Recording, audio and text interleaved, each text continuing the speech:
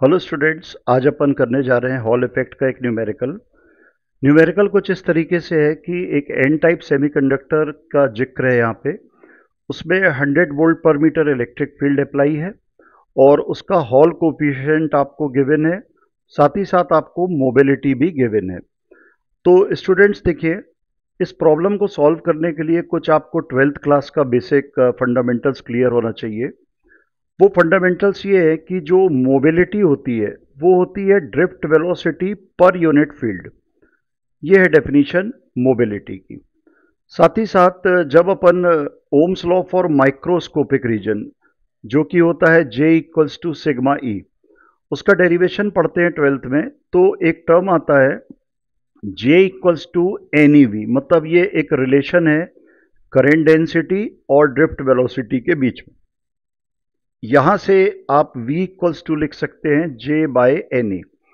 और मान लीजिए ये इक्वेशन 2 है और ये इक्वेशन 1 है। अब आप 2 को 1 में पुट करिए तो यहाँ पे मोबिलिटी अब हो गई J upon n E into capital E. अभी यहाँ पे J equals to sigma E, ये जो रिलेशन है इसमें J अपॉन ई सिग्मा के इक्वल होगा। मतलब mu equals to sigma upon n e. तो therefore sigma equals to n e mu. ये एक बहुत ही इंपॉर्टेंट रिलेशन आ गया जिसको अपन कहते हैं कंडक्टिविटी। सिग्मा मतलब कंडक्टिविटी और म्यू मतलब मोबिलिटी, इनके बीच में रिलेशन। अभी ये जो इक्वेशन नंबर 3 है, इसको अगर आप उठा के J equals to sigma E में लिखते हैं तो हमारा फॉर्मूला आ जाता है J equals to n e mu E. क्यों? क्योंकि सिग्मा की जगह हमने लिख दिया यहाँ पे एन ई म्यू, और हमारा बेसिक जो ओम्स लॉ था वो J इक्वल्स टू सिग्मा ही था। तो ये इस तरीके से एक बहुत ही इंपॉर्टेंट रिलेशन आया है जो हॉल इफेक्ट के बहुत सारे न्यूमेरिकल में आप डायरेक्ट लिख सकते हैं। ये जो मैंने लाइन के इस तरफ लिखा हुआ है ये बेसिक कॉन्सेप्ट है। इसमें आपको ध्यान देना है कि एग्जामिनेशन में अगर ये क्वेश्चन आपको आता है तो फिर आपको ये बेसिक लिखने की ज़रूरत नहीं है। आप direct J equals to n e mu ही लिख सकते हैं और जहाँ पे सिंबल डिफाइन कर दीजिए कि म्यू क्या है, ई क्या है। अब हम ध्यान से देखते हैं इस फॉर्मूले को कि इस फॉर्मूले में हमारे पास म्यू, ई, स्मॉल ई, ये तो अवेलेबल है, लेकिन ये जो स्मॉल एन है ये हमारे पास अभी अवेलेबल नहीं है। इसके लिए बच्चों आपको इसकी हेल्प के लिए उसने हॉल कोफिशिएंट दिया हुआ है। तो हॉल कोफिशिएंट जो होता है वो एन टाइप के लिए -1 अपॉन एन ई इसका फॉर्मूला होता है।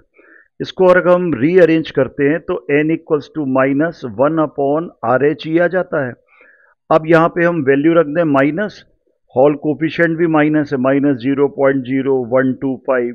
और इलेक्ट्रॉन का चार्ज हमको पता है, इलेक्ट्रॉन का चार्ज 1.6 इंटू 10 की पावर -19 कूलम। अभी जब हम इसको सॉल्व करते हैं तो concentration of charge carrier small N, charge पर यूनिट वॉल्यूम, ये हमको आता है 5 इंटू 10 की पावर 20 पर मीटर क्यूब। हमारी ये जो एन की समस्या थी ये भी सॉल्व हो गई। अभी हम सारी वैल्यूज़ को यहाँ पे सब्स्टिट्यूट करते हैं। 5 इंटू 10 की पावर 20 पर मीटर क्यूब, इलेक्ट्रॉन का चार्ज 1.6 10 की पावर -19, म्यू हमको गिवन है 0.36 metre square volt inverse second inverse, और ई हमको गिवन है 100 वोल्ट पर मीटर। जब आप इसको सॉल्व करेंगे तो ये 2880 एम्पियर पर मीटर स्क्वायर, ये करंट डेंसिटी का आंसर आ गया। स्टूडेंट्स, एक और चीज़ आप बहुत ध्यान रखेंगे कि आपने न्यूमेरिकल तो सही कर दिया, आंसर भी सही निकाल दिया, लेकिन अगर आपने आंसर के साथ यूनिट नहीं लिखी तो समझिए आपके मार्क्स कट जाएंगे। इसलिए यूनिट पे विशेष ध्यान देंगे। जो भी चीज़ की आप वैल्यू पुट कर रहे हैं उसकी यूनिट जरूर लिखेंगे।